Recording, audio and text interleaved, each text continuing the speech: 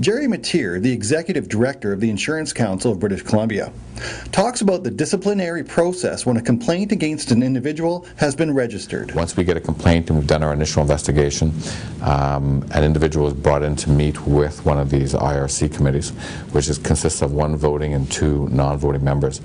And what they do is they sit down with the individual involved and say, okay, you know, here's what the allegations are against you, and this is what we've dug up so far, and you know, what's your story, how do you feel? And so, and that's a really good advantage, so that whether it's an adjuster, whether you're a P&C broker, whether you're a life insurance agent, at some point in the process you're going to sit down with your peers and talk about what the allegations are. A lot of things we look at, it's not the mistake, it's what they did after the mistake. A lot of times we get people who have made the mistake.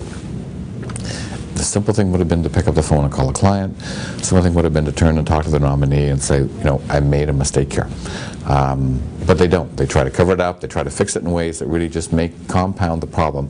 And it's usually that's why they're in front of counsel. It's like, no, okay, your mistake was fine. We understand that. But here's what you should have done, and here's what you've gone and done.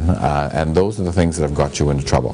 There's very few mistakes that can't be fixed, that are true mistakes. No, the other ones, you know, the more serious things, like people who breach confidentiality intentionally, and we're seeing a lot of that now, particularly with people accessing ICBC, and there's been a number of cases that council has dealt with over the last 3 years where those ones are kind of unforgivable sins. If council finds out that you've been accessing information for reasons other than what it's intended, they're taking a very serious stance, and for good reason, of course, because the average consumer, you know, confidentiality of information is I think something that has really grown into a significant issue among the consumers. They're very conscious of their information. They expect it to be treated confidentiality, and the industry needs that confidence from the consumer. If they don't have that, then, you know, trust is probably the one biggest factor I would say that is a key to the insurance industry, the fact that consumers trust their brokers.